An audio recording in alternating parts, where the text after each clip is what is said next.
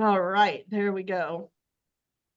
So as always at the beginning, because I know there's a couple newer people, what I normally do is ask you to put your like your name, your location, your social media and website in the chat. And that way you can all follow each other.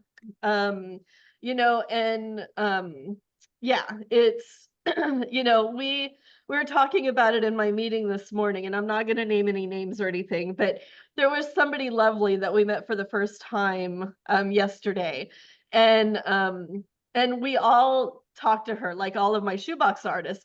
We all like had great conversations, and we all added her on Instagram today. So she got, she should have got tons of Instagram followers, and hopefully she knows who she is. Um, but yes, and so hopefully you're all, you'll all follow each other and, build up, because it's about community. It's about building up community and supporting each other and, stuff like that. So today we are talking about pricing. Let me see. Okay. So today, yeah, or sales and pricing. And Oh, then nice. next week is open. So next week will just be complete Q&A. No theme, come with any questions, anything you want to talk about being an artist, all of that. So that'll be next week.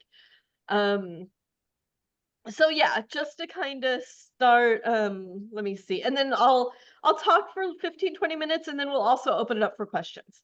And it could be questions about anything. It doesn't have to be sales or pricing, but I did want to cover these because these were a lot of common questions that Yes. you asked in the chat. So, or I mean, not in the chat. Again, I may say something that doesn't make sense. Please forgive me. And no, it's probably something else. Hopefully you'll all know what I mean. So let's see. One of the things was getting your work seen, converting that to sales. Of course, that's a very open-ended question. That could mean anything. On social media, sharing your work, sharing your process, and some of the stuff you may have heard me say already in previous recordings. You can find the recordings on the website, januaryarts.org under news. And so I put the recordings there. So you can go back each week and read listen to the recordings. They're an hour long or roughly an hour long. But yes, getting your work seen, of course, we live in a DIY art world. So, artists are now the gatekeepers.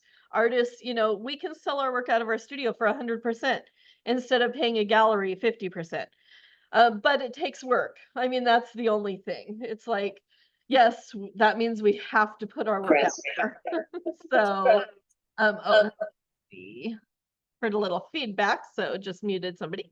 Um, so social media is the quickest way to get your work out there and even sell it. But you also have to let people know that it's for sale. Because social media is the way it is, it's social, it's about sharing. People think you're sharing. And so, they may not necessarily know that your art is an object that can be bought.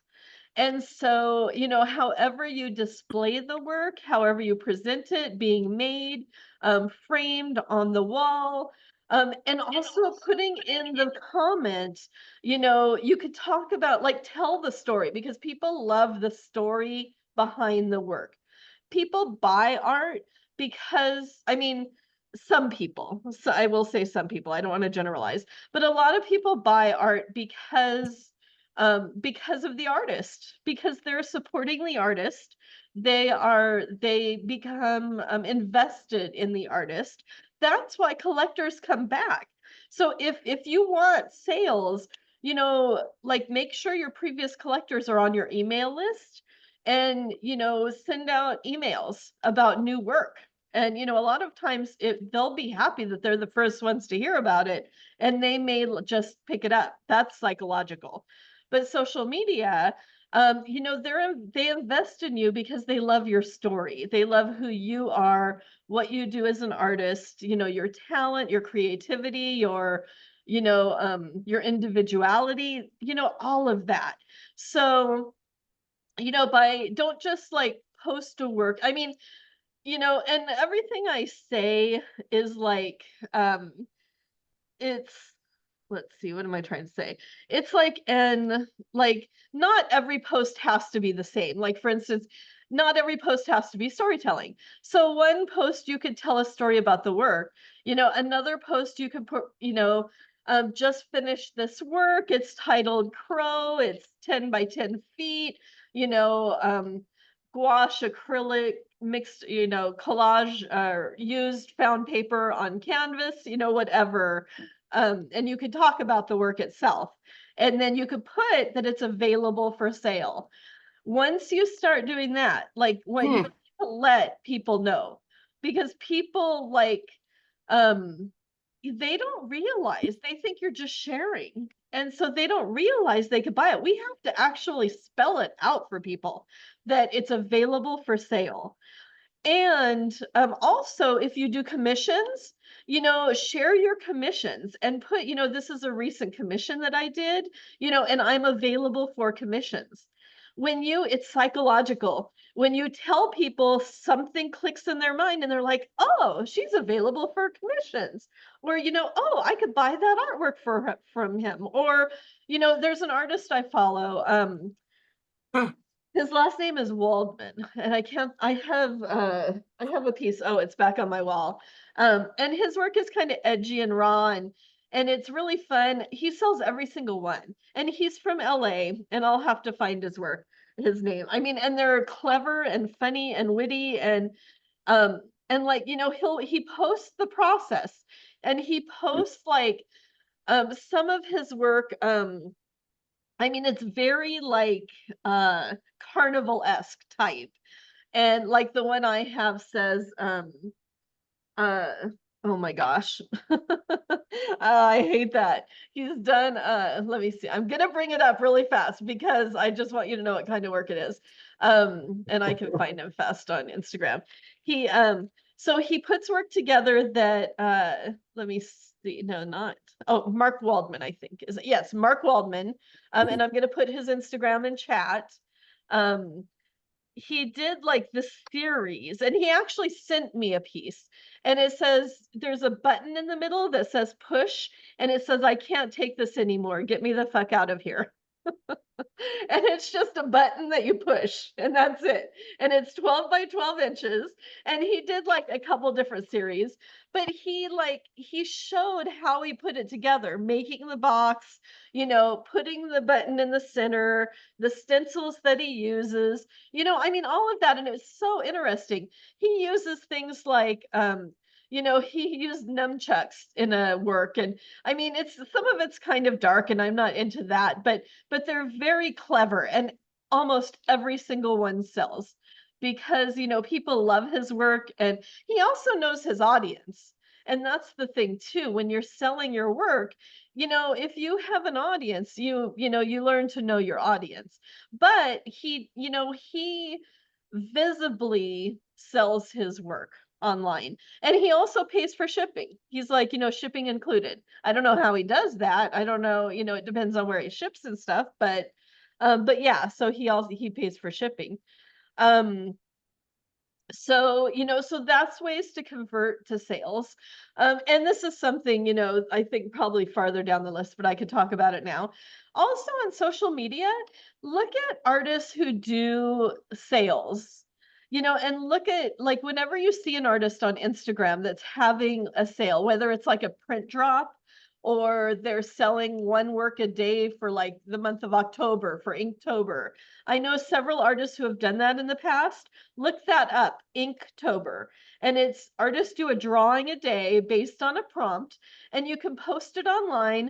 You can like build it up and let people know you're going to do a drawing a day, and each one is for sale for like 50 bucks, an original drawing. And I know people who sell every single day. I mean, who sell out the month. And so, but you build it up. You have to build it up ahead of time. So there's also something on Instagram called Artist Support Pledge, and I'll post that. It was started during the pandemic, but it's still around, and it's been amazing. It's an artist in New York who he started. He says a generous culture for artists and makers, And what he does is he posts, let me see, it's Inktober, like October, but Inktober. So you could Google Inktober. There's several variations of it. And then you use the hashtag Inktober. Yeah, thanks, Anne. So the artist support pledge, what you do is you post a work a day or however you want to do it. You post the instructions that each work is for sale for like $250 or $200, up to 5 works. So every time you sell 5 works for $1,000, you're going to turn around and buy another work from another artist for $200. And so it supports other artists, and people love that. They love when they think, oh, I raised my hand without raising my hand. They love it when they think that they're supporting like a charity. So look at Artist Support Pledge. I put the link in chat. Check that out and check out what they're doing. That's also another way to make money. But, also you could, if on social media or even email, you can also, do a sale, do an email sale, to your followers only, thank them for being dedicated, for being invested in you, and say, this is not on social media. This is only to my email list. And, you have 5 works for sale or something like that. And maybe even, donate a portion to, your charity. Like I've donated to National Eating Disorder Association in the past, or, muscular dystrophy, or, things like that. Whatever's, kitten rescue, or, near and dear. People again love, things like that. So, so keep that in mind. Amy, do you have a question about that? But I just think that if I had done that with my sale, doing the charity, that would have been a really good idea. I thought about it during it. Like, I was like, I think I should have tied it, because I think that just helps in general. People like that idea a lot. I agree. Yeah. And that was the first time you did that sale. It's like, you learn how it works, how, like, what works, what doesn't work. And so do it again next month and you up your game and do the charity, but you build up anticipation for it too. Martin Cox. Well, yeah, you could do that too, Joe. I wasn't going to say. If you follow, and let me get his Instagram. He's my studio mate. He's just a really good friend. And he's a photographer, and he also does drawings of ships. So if you come here for the art walk, the brewery art walk, if you're in town on October 5th and 6th, he's upstairs, so you'll be able to see his work.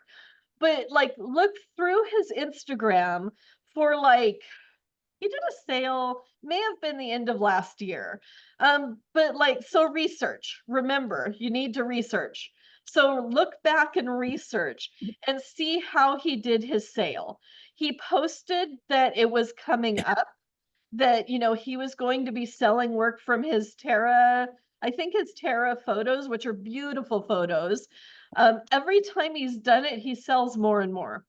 So, but look at how he did it, how he built it up, how he, how he scheduled out posts, and then, and keep an eye on that. He did it on social media and he sent it out to his email list.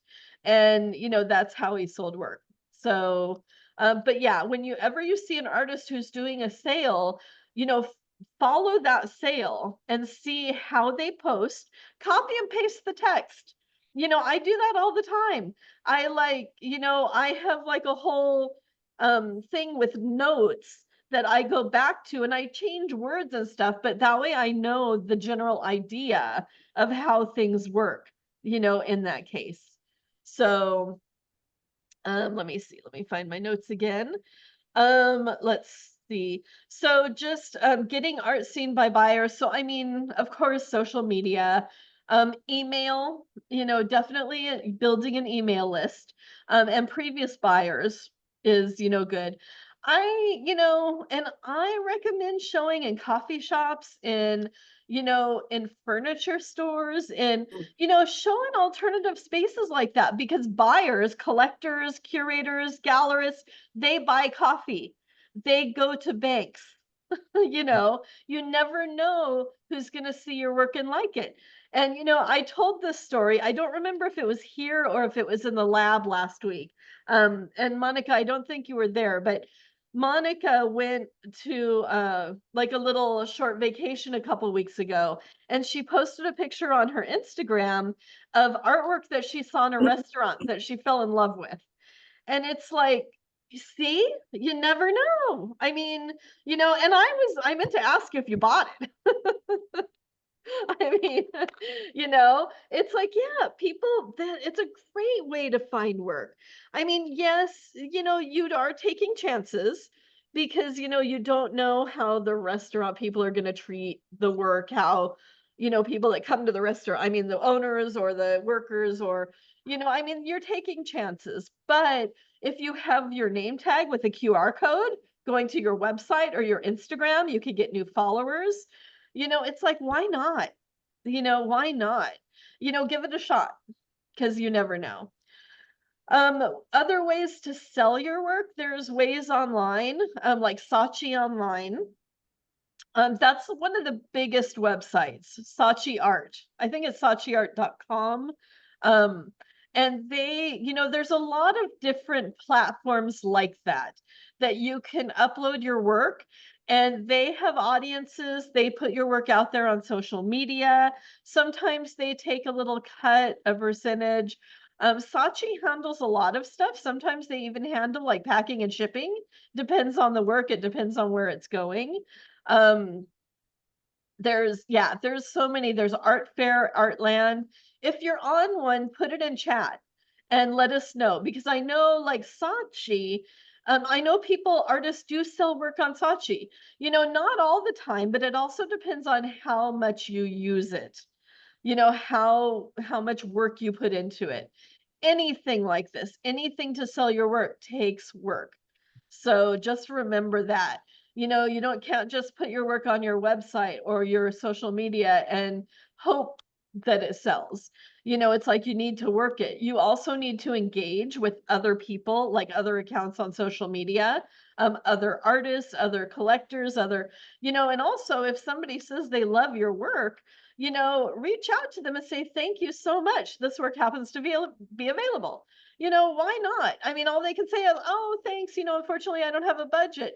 And they're like, and you can always say, I take payments, layaway, do layaway. Don't be afraid. You know, don't be afraid. Light special. Yeah, maybe not that, but I remember those. But yeah, you know, it's like, why not? You know, I mean, people would love to support you and they would love to hang, you know, beautiful art in their homes, but they may not be able to afford it. So maybe a layaway plan, even if it's $10 a month for a year. I know of like, I know of people who are not in the arts who I don't even remember who this was. This was, you know, 5 or 6 or 7 years ago. Somebody that I knew, I think they bought a piece from somebody at the brewery, and they loved it, and it was way beyond what they could afford. It was like a $2,000 work of art, and they took 2 years to pay it off. But they wanted it. They loved it. The artist held it for them. Yeah. It was on layaway.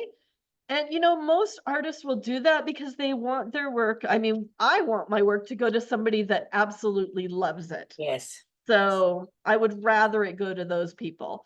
And then, you know, a lot of times I've done that and people pay it off early anyway. So, you know, don't be afraid to do that, but you need to offer it. You need to tell people, thank you, Anne. You need to tell people, you know, you need to tell people everything. I mean, be as transparent as possible. Tell them your work's for sale. Tell them you do commissions. You know, tell them they can rent your work. This is something too. You know, tell them like, you know, even like if they're not sure how it would look on their wall, you know, maybe even offer to stop by and hang it on the wall for them to see. And if you know them, let them live with it for a little while. Most of the time they'll buy it. So I've heard a couple of recent stories like that. And like, Liberty, I don't think she's here, but we were talking about it in another meeting or something. About how, yeah, like, sometimes a lot of times we have such large inventories. If somebody likes your work, and actually oh, I know what it was. There's that article, and maybe Monica, you can try it. Uh, oh, oh, there you go. I love that. Oh, so he was talking up his Airbnb, huh? Um, Monica, there's an article in our Facebook group on the Zero Art Fair. It was in New York, and where artists could like, it was an art fair, no money passed hands. Artists could just take the work.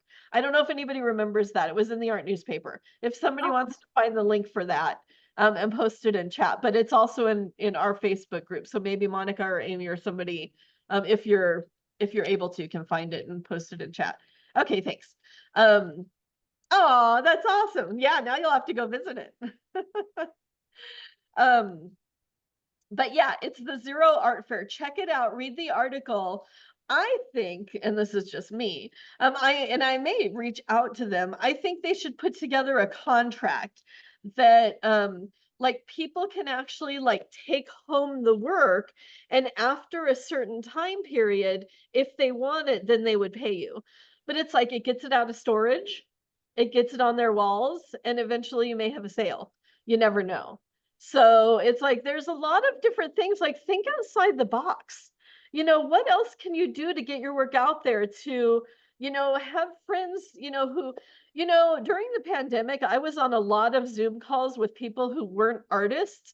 I was amazed how many white walls were behind them, how many blank walls were behind them. I mean, it was like, I'm like, where's your art? It's like, I have to be surrounded by art. And I know some people need the minimalism. I get it. But it's like, come on. Let's see. So, how to make money, we've kind of been talking about that. You can of course make prints of your work. Depending on your work, especially Oh, yeah, that's what I want to talk about. people love, then why not make prints and sell, like, have an open edition and sell them to, sell as many as you can, make some extra money that way. Let's see. I know we talked about that, and that a lot of these are kind of platforms, any other platforms. And yeah, I mean, there's also, like the merchandising websites like Redbubble, Society6. Yeah. There's, where you can put your art. People will buy, depending on what your art is like, on bags, on clothes, on mugs, on, and they buy them for gifts. So we're coming up to the holiday season.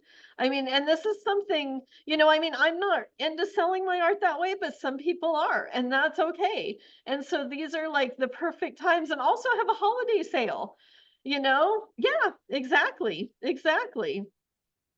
Let's see. So, I don't know if there's any rental platforms out there. I know somebody had posted that LACMA, used to have a rental space. I know I think it's like Art Space Warehouse. They rent to movies. And so I know there are a couple different spaces like that, that rent to movies. And so, that's something to look up. We live in LA.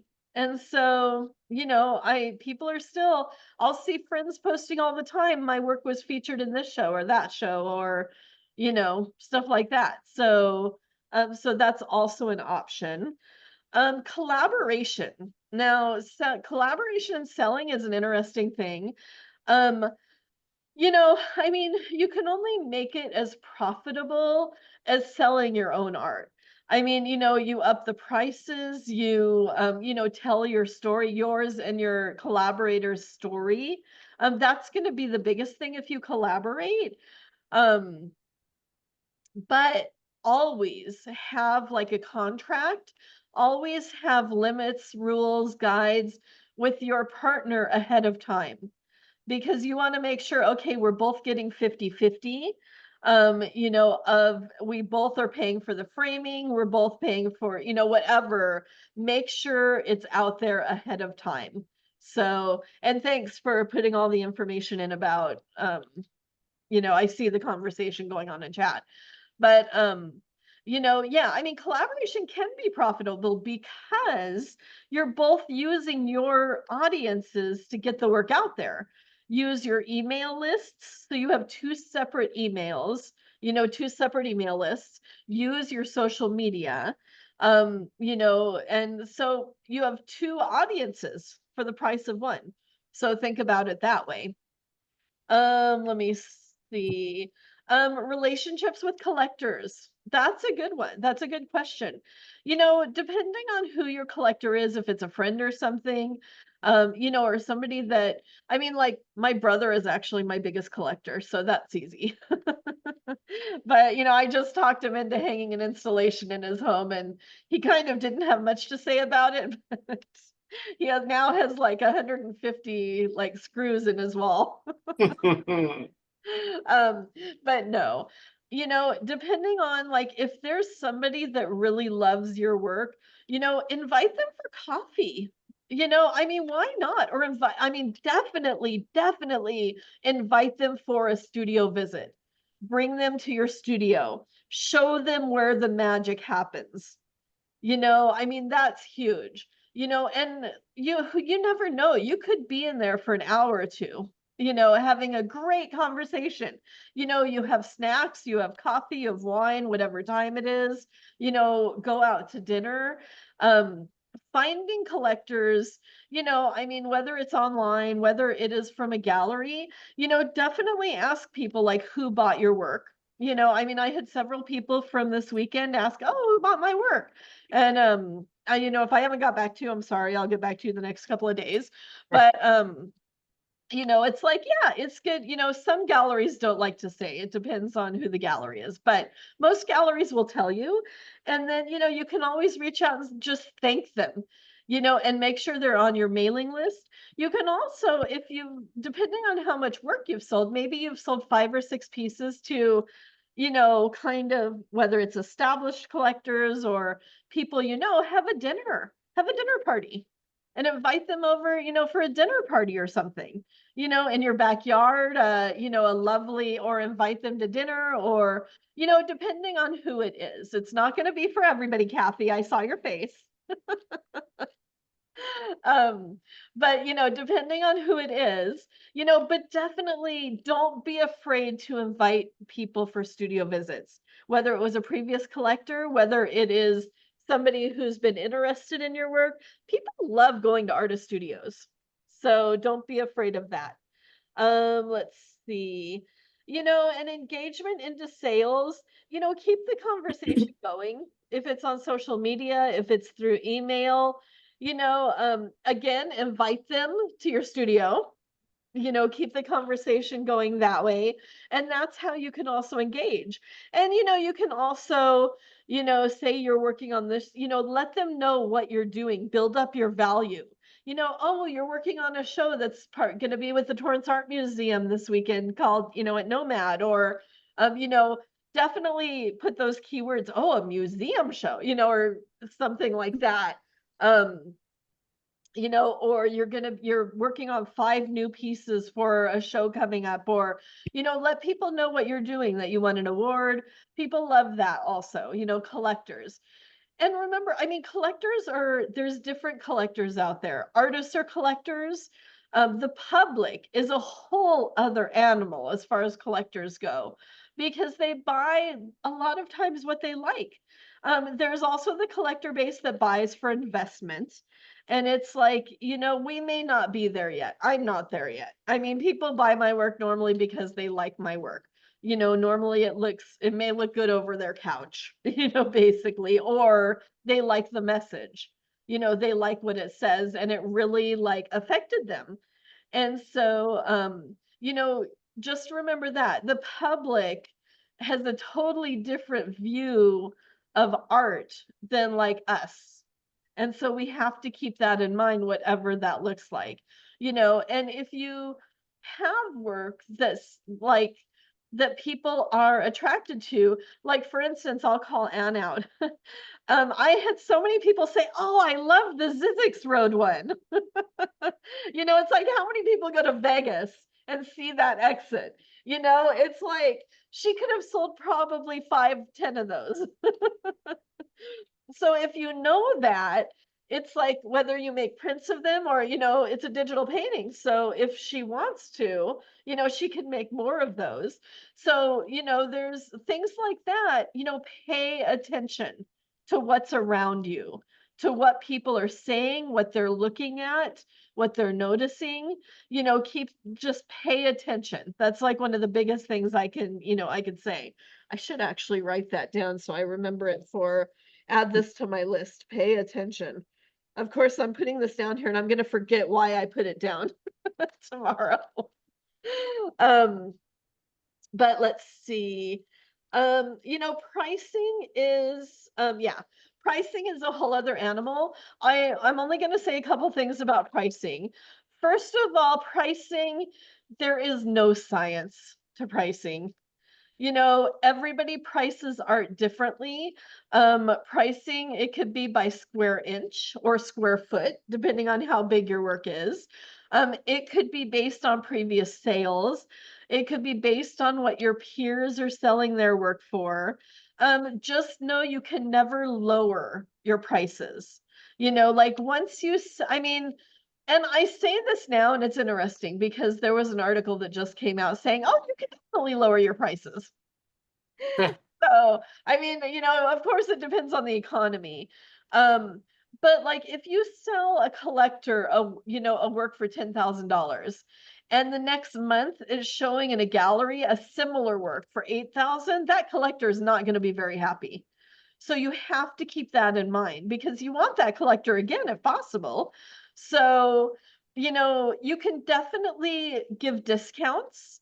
You know, if you sold that work to a collector for $10,000, put it in the gallery for $10,000 and let the gallery know if somebody wants a discount, you know, you'll give 10 or 20%. But the retail price stays the same as what the collector bought it for. So, and let's see. Yeah, you know, Joe, there's definitely, yeah, exactly. Thanks for saying that. You know, by time, you know, artists give themselves an hourly wage, you know, an hourly rate. I mean, there's so many different, you Google it, you look up 20 different websites, they're gonna have 20 different variations on pricing. You know, I will say, well, first of all, it's a huge question that artists ask about pricing. Um, Try not to stress about it. That's the thing. Is that, you know, I have just realized that, you know, I know what my prices were before, what I've sold them at, like maybe my small paintings. And you know, that was a year ago at the Brewery Art Walk. So this year I'm gonna raise it like 20 bucks, you know, and see what happens. I'm not gonna lower it, but I'm gonna raise it. And sometimes what I'll do is I will, like what I did a couple art walks ago, is I put, this was before I cut up my work. I put a label on the wall next to my painting and I said retail, you know, which the retail was a lot more. And I said, today's price, today's sale, you can have a sale, you know, today only. So keep that in mind. Oop, I hear feedback again. All right. So I wanted to, let me see. And I'm sorry if I missed some questions. Let's see. Okay, Carolyn has a question. Let's see. I have a question. You said some people buy our art as an investment versus because they like it. How do you get to the point where your work would be an investment for someone? I'm Mhm. guessing having had museum shows. So how do you get into museum exhibitions? Great question. Build a history. So that means showing in group shows, but build a history of both collectors and, you know, and I mean, your resume, awards, residencies, get out there, become known. Gallery representation helps, but you can also put together a proposal and send it to a museum. You know, a lot of smaller museums especially take proposals. Now, I will say, there's an artist, Jane Zabo, that a lot of people know. She's a photographer. And I love this story. She did a portfolio review, something to keep in mind. She did a portfolio review at Los Angeles Art Association. One of the reviewers was a collector. And so, you know, and I always ask, I'm like, you know, why would I have a collector review my portfolio? I mean, of course, you know, there's a chance that they may buy my art, but are they going to buy every single artist? But, you know, he loved her work. She kept him on her email list, you know, and it was a few years. Over a few years, they cultivated a relationship. You know, she invited him to exhibitions. He loved her work. I think he ended up buying a piece. And then he ended up being on the board of LACMA Acquisitions.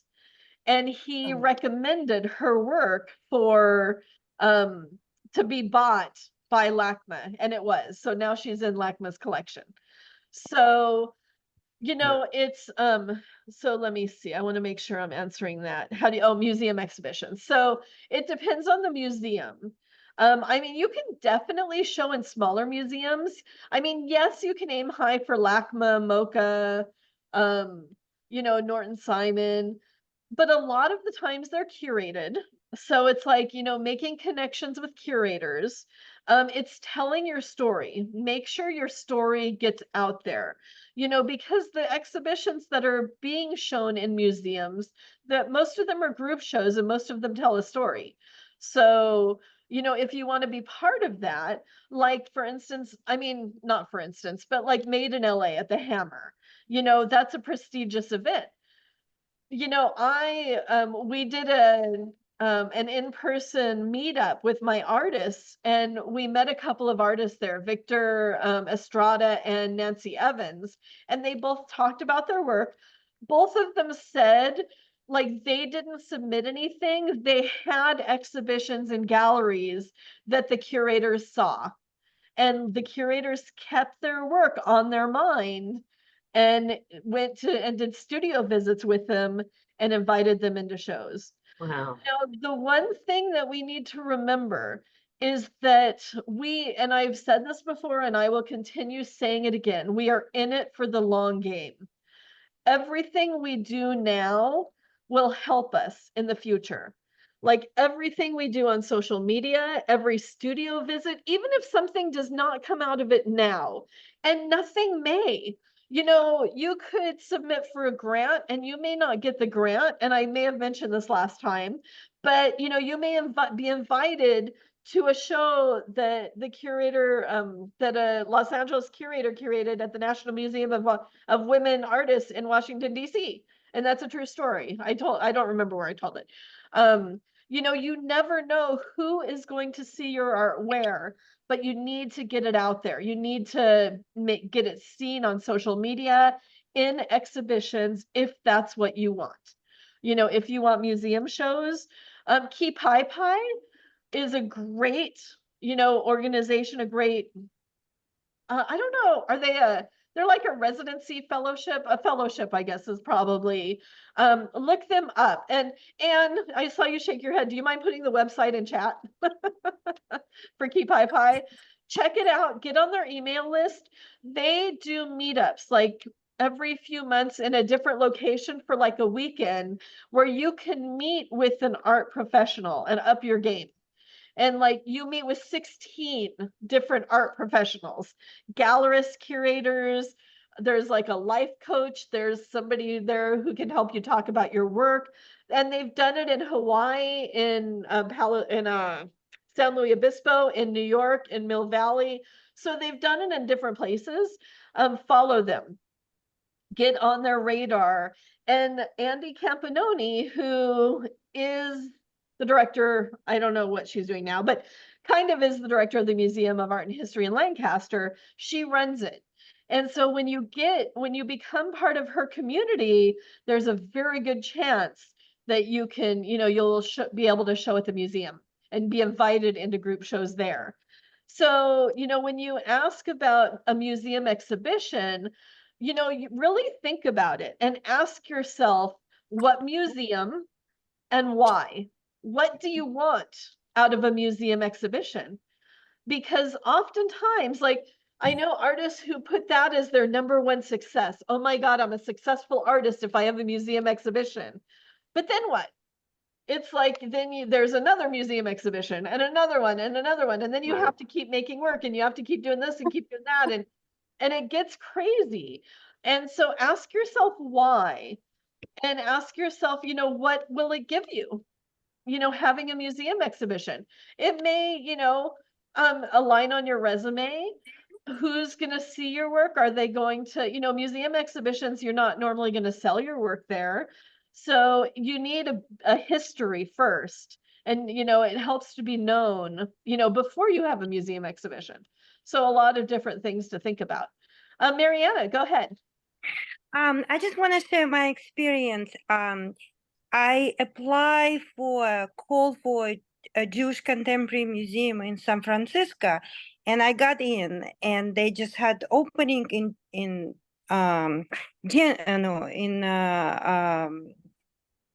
June. So, and actually, it was an amazing experience. First of all, I met amazing artists, okay? And I made the connections. And some of them are actually curators themselves. And somehow they were talking about my piece. So, and it was easy for me to kind of have the conversations with them. And, I start, emailing with them. And I keep, I send email, say, guys, if you have some interesting shows, let me know. And they did. And I sent my other piece there. And also, like, I met curator who did the Jewish Museum curator, and I talked to them, and I had a good relationship, and I don't know what's gonna come out of it, but something will. It's up to you, actually, in some way, because if you want to keep. And also, I met some amazing. Because I'm interested in art and science in some way, because I do some sculptures, which it's like I do programming on them, so they do certain actions. So, and I met a woman who actually started WebEx. I mean, like the person who, basically a big shot, and she had twice got Emmys, whatever. So very interesting. And she have an amazing show in Getty in September. She works mostly a little bit different than mine, but it's in the same realm. So I emailed her and I said, you know what, I definitely come for your show, but I want to catch you. I want to talk to you. So, and she said, oh, absolutely. It's just, I think it's also a way to get people, I don't do art for long. I've been very successful designer, but this is my new kind of endeavor for like another just maybe 3 years. But what I'm saying is that it's a way to step in a different level. Because I've been art collector for many years. I know what the good level is, on my opinion, and I really want to step up. I want to go from, I want to grow, I want to meet people who would excite me. So. I'm talking and I'm muted because I had to blow my nose.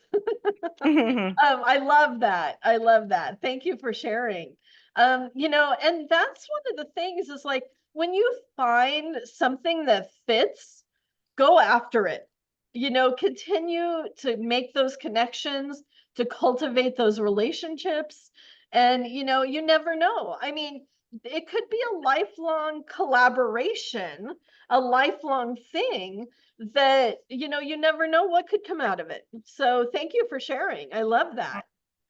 Thank you. I also wanted to answer a question. Annie had asked, I was invited by one of my collectors to have a show at her home in Texas. Any thoughts on that? I would do it. Absolutely. Again, you never know who they know, and you could try it once. You don't have to do it. If there's a chance of selling your work, there's a chance they're going to buy your work. I mean, the only thing is getting it there, but it depends on, you can always take it off the stretcher bars, roll it, and then put it back on stretcher bars there. So depending on if it's on canvas or not, if you drive out there, that's another thing too. You can take it out Yeah. there that way. That was mainly my concern, because I know her. I mean, we had been into this relation. She had commissioned work to me, and she bought several of my paintings, and she has her own business. I don't know the home in Texas, but I suppose that she invited me, maybe, a rather big place or something like that. But, all the logistics are kind of scary because shipping nowadays, even when I ship work to San Francisco within the state, was very expensive. So if Yeah. it's kind of a solo show and I have to ship several pieces, I just have to figure that out. That's all. Yeah. And you can, like, if she wants to show your work in her home, maybe she'll pay for shipping. Okay. You can always ask. Yes. Say, I would love to do this. Thank you so much for asking, but I can't afford the shipping, or, and I mean, she may say, oh, maybe it won't work out, but she must know, that's the other thing. Like Anne just said, either hire a driver, or you can always like post on Facebook, reach out to your community. Is anybody driving to Texas? You never know. I mean, I've done that for San Francisco. People drive, or Vegas. People drive back and forth to San Francisco and Vegas all the time. And, it's like, it didn't work out the one time, but you never know. So somebody like Anne could be doing a road trip. I put, based on Mariana's comment also, if you don't know, in Los Angeles, PST is coming up, Pacific Standard Time. It's like this huge, huge, huge initiative. It's starting in September, taking over the LA art world.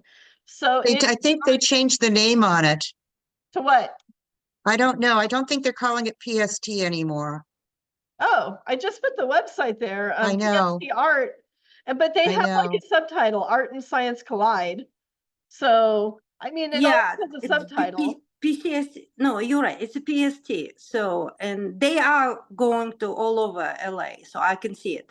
So, no, I'm so excited. Yeah. Yeah. So keep an eye out, get on their mailing list. It's art and science. Each time it's like a different theme, art and Yeah. science. So there's a lot going on. There's a lot of great exhibitions coming up. It's going to be crazy. So, Yeah. let's see. Okay, other questions.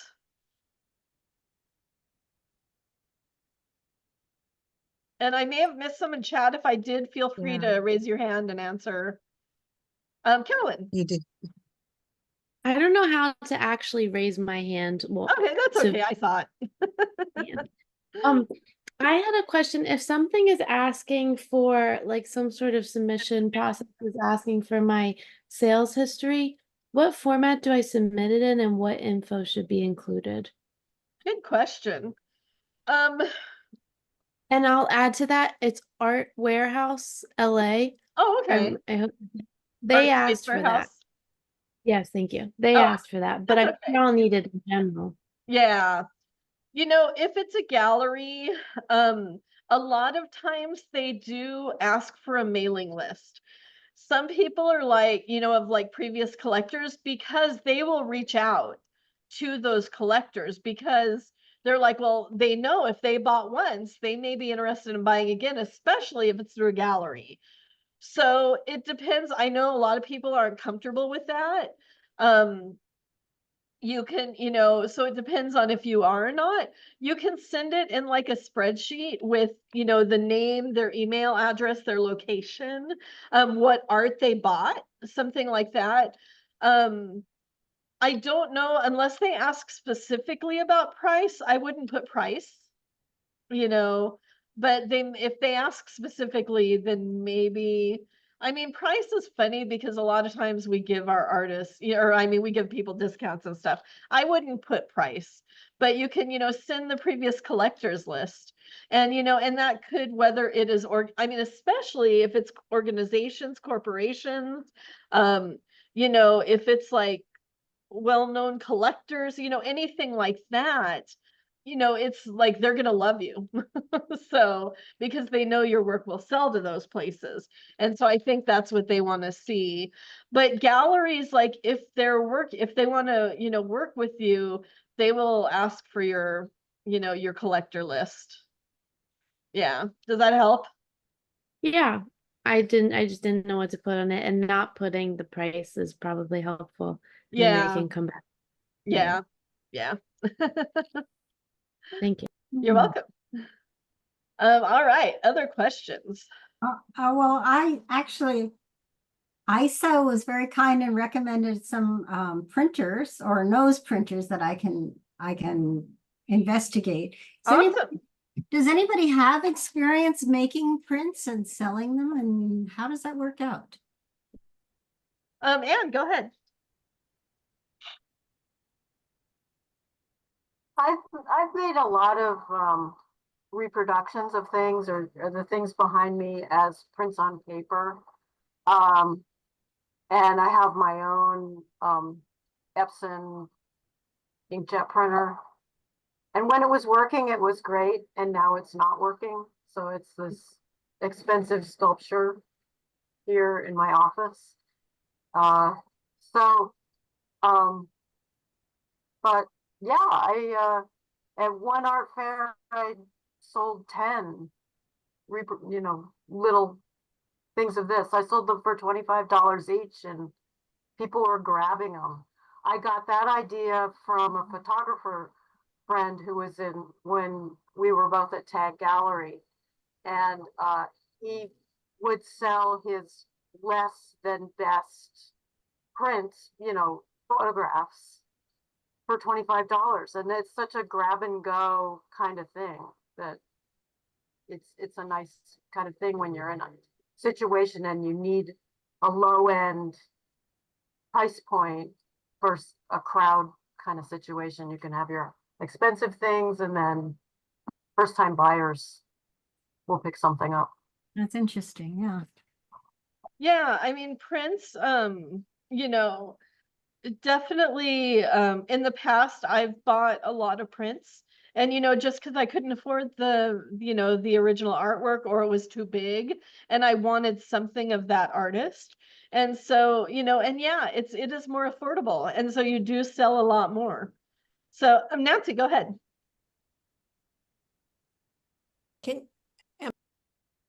Oh, you just muted yourself. Try it again. Can you hear me now? Yep. Yes. Okay, there's two things I'd like to say. One, a really good resource for prints is Printful. PRINTFUL. And they have a lot of different sizes, and they do direct shipping, and it's print on demand, et cetera, et cetera. They're pretty good. The other thing I'd like to say is that maybe I don't know, jaded, but I much prefer to have a gallery give me their collectors before I give them my collectors. The thing is this, they're taking a percentage of my work. So as far as I'm concerned, they need to prove themselves to me and not the reverse. If I have a list of 100 names, and out of those 100 names, there's 90 collectors, I don't need to include a gallery at all. Those collectors can come to my home. They can, come to somebody else's home who knows me, etc. So I'm very reticent to give galleries information that I have that allows me to get 100% of what I create. And, I'm pretty tough about that. Yeah, and no, there's a lot of artists who feel the same way. I'm also kind of uncomfortable about it. Something that I was thinking about, and just, something for all of you to think about also, is how often do those 90 people on your mailing list come to your studio or come back and buy art? And it could be they come all the time. I'm just like putting it out there for you to think about. It's like, oftentimes, and this was a question, how do we cultivate our collectors? That's what galleries do. They wine and dine them. It's like they do that work. And so depending on the gallery, but and that is something to think about when going into a relationship with a gallery, is like, and part of the reason they also ask is because they want to know you have a collection history. They want to know that you're selling. Because, if you haven't sold anything, how do they know they're going to be able to sell to their collectors? Yes, but if you build up a relationship based on trust and you say, I have sold 50 paintings in the past 2 years, well, then that should be good enough. There's no reason. When it comes to money, unfortunately, trust Well- is like, depending on your relationship. Right, but Yeah. I guess what I'm saying is I just would never turn over the names because I don't Yeah. need a gallery for the names I already have. Yeah, absolutely. And that would be something to talk to each gallery about. If they ask for that, ask them why. What are they going to do? And explain your position, stand your ground. Yeah, absolutely. And however it works, whatever is comfortable for you. But, definitely being open to the conversation and asking why, and what they're going to do, and you can even ask them exactly what you're saying here. What are you going to do that I can't do, and see what they say. I can Yeah. tell you what they say. What? Hey, Well, yeah, then maybe it's not somebody you want to work with. Yeah, Carolyn. I just feel that before I think many artists feel that it's important to turn it over to somebody else. It's the same thing in the financial industry. I mean, there's a million industries. Yeah. Somebody else can do it better for me. Yeah. Oh, I didn't have time to do it. Oh, somebody else has more time to do what I don't. I want to create. I want to do this, et cetera, et cetera. And I guess I come from the school that says, it's really important to understand what somebody else is doing if they're going to take a percentage of the funds. Absolutely. And if I'm not going to, if I feel as though I can manage that, then why should I give it over to somebody else? If somebody feels as though they absolutely cannot manage that, then they have to ask themselves why. Because that is going to cost any artist money. So if somebody is going to take over your career, you have to be convinced that they actually are. Because if they do not, then you are getting a percentage of nothing and you're wasting time. So I feel very, very strongly about that. And Good things to think about, for sure. yeah. For sure. Thank you. Thank you. Welcome. Carolyn. I had something to say before Nancy gave that closing remark, which makes so much sense.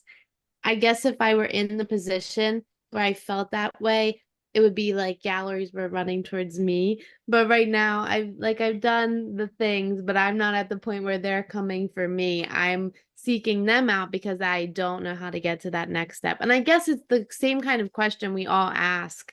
Like, we all feel at some point like we're not where we want to be, but that's where I am right now. So I guess that's why I'm looking for galleries that have open submission policies, that have other artists who something in their statement is similar to something in my statement, not necessarily the work is similar, but yeah, I mean that's why I asked my question. Yeah, thank you. You know, there are so many different types of galleries out there. There are galleries that are going to do everything for you. And it depends on what level of career you're at. You know, if you're like, one of the Gagosian artists, they do most everything for their artists. Or if you're, the blue chip galleries, otherwise it's a partnership with a gallery. It really is. Yes, they're going to take 50%, but it's a partnership. Being on their roster raises your level already and gets you a bigger audience because they'll do PR, they'll do, and it is important to ask what they do for that 50%, because also you'll be in a group show and, sometimes, it's like they take 50% and it's like, well, what did you do? Did you even, did you do press? Did you, put my art on social media? I mean, what did you do? So it's important to ask that question. Well, can I ask you something? Uh-huh. Raising your level, how does that compare with raising your sales? Let's say a gallery raises your level based on what you've just said, but it doesn't raise your sales. So It could. Why not? But it might not. So yeah, you always take that chance. right, but what is more important? Raising your sales or raising your recognition through galleries? I'm asking this sincerely. Yeah. No, that's that's a going good to be question. separate for every single person. Some people want more sales, some people want more recognition. So it depends on what you personally want. I'm not in it for the sales. I'm in it to get out there, to get my work out there, yes, the extra money is nice, but I'm not in it to sell my work. I'm in it for the recognition. And so, like for me, a gallery that focuses on sales is not going to be the right gallery for me. If that's all their concern is sales. But there's a lot of people, let me just mute. There's a lot of people out there that of course do need the money, and that is their concern. And so they're going to have to find the right gallery that maybe, they see a lot of red dots on, and talk to that gallery or, go ahead, Kathy. I was just, Nancy Lawrence asked a question. I don't know if you saw it, but I think it's one that several people here would probably want to know about. Yeah, a privacy thing with giving, I don't know the legality of it, per se, but I know like we can add, like as far as like MailChimp and stuff, we can add any email as long as there's an unsubscribe button. So I don't know, I'm assuming, it's like, how many of us get spam calls all the time because our phone numbers get added to things? As long as people can unsubscribe, and it's up to you. If you are comfortable with giving the email addresses, you can always reach out to those people and ask if it's okay, ahead of time. Like reach out to your collector list and say, I'm going to be working with this gallery now. Do you mind if I give them your email address for their mailing list? And if they're invested in you, they're probably going to be like, yeah, no problem, because also that's another good way of telling them that, you're with a gallery. So, by letting them know, but, I don't think you need their permission. I mean, it would be courtesy to do it, to get their permission, but it's not, I don't think there's a law about it. So, and that would also be something to ask each gallery. If they're asking, they probably have the answer to that also. So, no, good question. Oh, Mariana and then Aleka. Yeah, no, it's quick comments. The one friend of mine inquired me to buy one of my pieces. And I said, you don't need to buy a gallery, come to my house and, because I know personally. And they said, no, we want to buy and we want to buy from a good gallery because we want to start a relationship with a gallery. And I want to make sure, she said, that, because I look at some things in investment, they're wealthy people, they're young, wealthy people, they they look at that sometimes a little different, you know. Yeah, They wanna whether they like, but they also wanna feel like there is some element of recognition or investment, or even you know, to buy stuff from a good gallery. They don't even sell to everybody. You know that. yeah, You know yeah, that is true. And I mean, if you're serious in the art world, they will come out. There's people say, you know, I want to buy from this gallery because, you know, I want to start build a relationship. I want to, you know, I want you to be there. Then you know, I said I'm not there. So what can I say? So that's fine. But now I understand that, you know, it's a different approach. And I also not for money as much. I'm more for recognition and in the long term. You know what? Recognition is a long term. yes. So it's another different business approach. I mean, luckily, I don't need to survive to sell. You know, I do it for whatever. But it doesn't mean I don't look at that as a financial. I mean, I also look at that, but I see it a little bit like a long term. So that's it. Yeah, absolutely. And thank you for that because you know, it's yes. I mean, if you read like there's the book it's a newer book that's out and I don't know, it's oh my gosh. Um about the woman who went undercover as a docent or as a security guard at the Guggenheim. Do you guys know what book I'm talking about? Oh, sounds good. Yeah, she also worked with an artist, Karen. Yeah, I read it. It's fantastic. She also Oh. did the same thing with the wine industry. Get in the picture or getting the Yes. picture? I have it. I'm pulling up my my Audible. Oh, Get the Picture Get the by picture. Blanca Bosker. And I would recommend it to yes. anybody. Yep, definitely. Thank you, Karen. You know, it's really interesting because she works with a gallery that goes to the Art Basel in Miami. And so you get a behind the scenes of, you know, yes, I mean, Marianne is exactly right. There are some, you know, galleries that will only work with some collectors. They hold art back because they don't want to sell to certain people.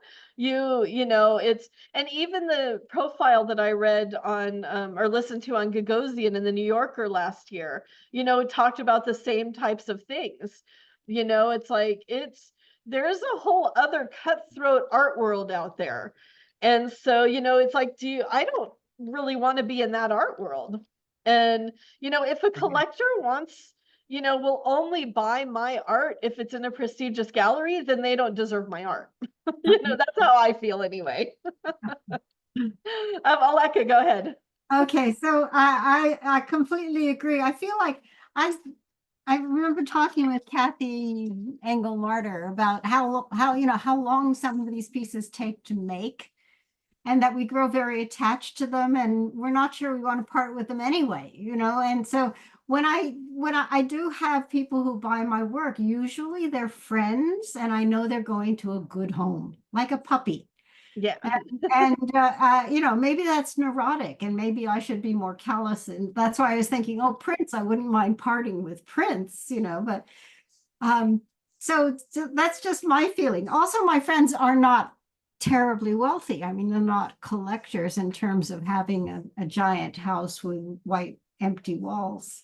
Yeah. So I just I don't know how to negotiate this world. I do want my work to be seen. I do want it to be sold and I do want it to be appreciated. But how do I, you know, how do I do? Why And I want to know who it gets sold to. That's why I'm curious as to who bought my work for.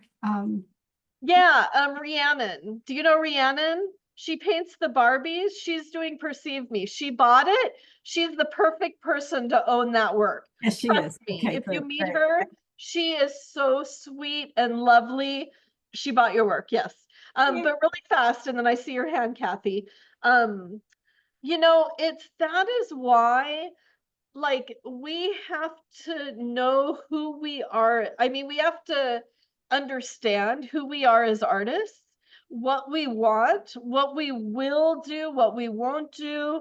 And it's like stand by that, you know, like Nancy Mills. I mean, you know, she knows, you know, that's fantastic. You know, be strong in what you believe in. And that may not work for other people. You know, some things work for some people and some things don't work for some. And that's okay, because we don't live in a black and white world. It's like, you know, there is so much nuance in between, and that is okay. We have to do what is best for each of us individually. So remember that. It's like, you know, you're here to get ideas. You're here to hear different perspectives, and then find your community, find where you vibe. And I hate to use that word, but it seems to, like, find who's on the same wavelength, you know. And like, Gagosian is not even close to being on my wavelength, you know. And so, you know, it's like, yeah, so just remember that. Do what works for you. You know, take everything with a grain of salt, research, research, research. And remember, nothing is black and white. There's so much in between. So go ahead, Kathy. No, I just want to say thanks, Aleka, for putting that out. And there was one other person too who said, I'm not in it for the sales. One thing that has happened to me over the past year, because I work very slowly, I make my pieces very slowly, and I was starting to feel jealous of all of you guys who are very prolific, you know. And there are some people in this conversation that I really love and really admire as artists. And God damn, I was feeling so jealous because I'm not out there hustling, and I don't work as quickly, and I'm not putting as much energy into building a business. And all of a sudden, I just kind of stopped. I planted my heels in the sand and pulled back. And I said, you know what? I'm 71 years old. I'm retired. I've had a very successful career. And if it's not fun, why the hell am I doing it? And all of a sudden, the whole experience turned around. Suddenly, I'm getting ideas again. And, you know, when I come to these things, I take what fits me and I sort of put the rest of it, I hear it and I appreciate it, but I don't feel like I have to do it. So I just want to say thanks for the couple of other people who are sort of in it to put their art out there and have their work seen, but are not necessarily turning this into their major career. Yeah. Yep. Thank you, Kathy. Thank you. Thank you. Nancy, and then I think that's a good place to end. Oh, can you hear me? Yep. Oh, yeah. I just wanted to say, I too am not in a situation where I'm concerned about selling my art or not selling my art. I mean, I'm really in that spot. As a former women's empowerment leader, or as somebody who really believes in empowering women, one of the areas where I sort of disagree is that I really feel that wherever you're at, it's important to drive the bus. Mhm. You know, you just have to drive the bus. And very often we leave it up to others, thinking that they will better serve us, they will make decisions for us, they will make it better, they will make our lives better, et cetera, et cetera. And all I really want to say is that the bottom line is that we are on this earth to make our own lives better. And I think one of the things about leaving it up to someone else is that you lose your empowered self.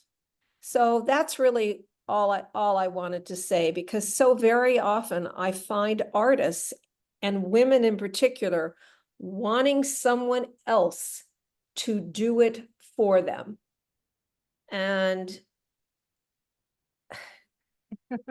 we can all do it for ourselves. It might take a little bit longer, it might be a little bit harder, but we can do it. And I really, really believe in that. Thank you. Thank you. Absolutely. You know, And just to end it on this note, I will say, like, I know some people here who, and actually, no, not here today, who like have a hard time with Google. It's okay to ask for help with technology. I will say that sometimes we need help, but definitely advocate for yourself because there's nobody else. So, I love that. But, and yeah, if you need help, ask for it, but don't give them your agency. Keep your agency, whatever And that looks you like. did a great job yesterday. You should really, I'm amazed that you're here and you just did fantastic and you should be so proud of yourself. And clearly you're the engine who's driving your own bus.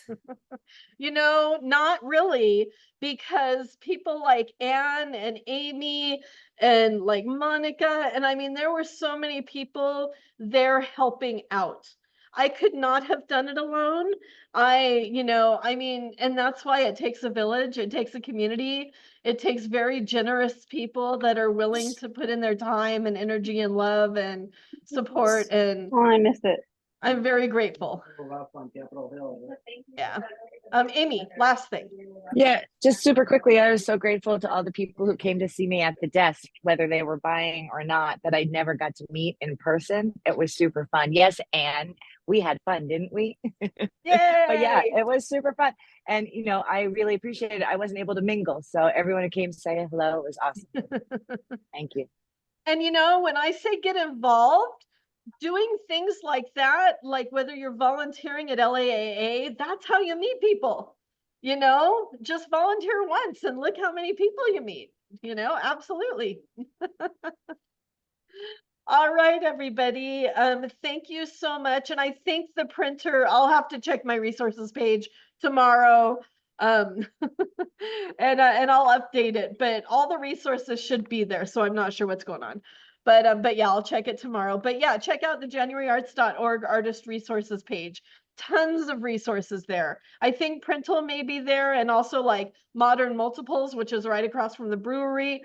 I mean, all sorts of different types of printers and, places. But I'm so glad you had the conversation in chat, because that's what we're all here for.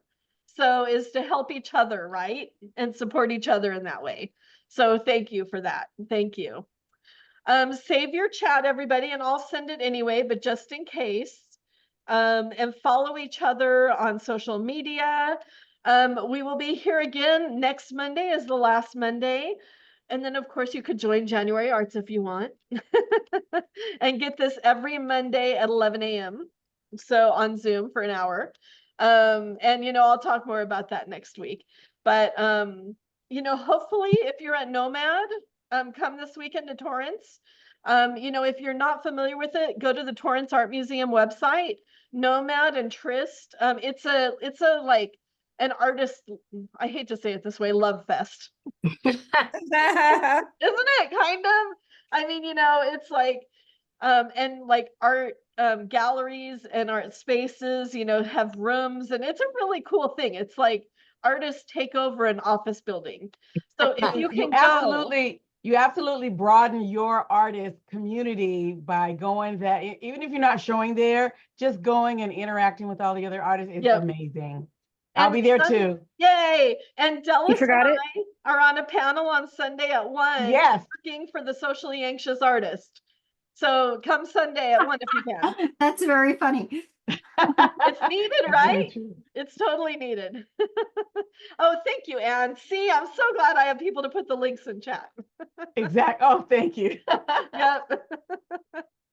Awesome. All righty, everybody, enjoy the rest of your night and get some rest. Also, you all deserve it just for being here. You get some rest. You get some rest. Yeah. I will. I have one more meeting. Bye, everybody. That's it. Bye. Bye-bye.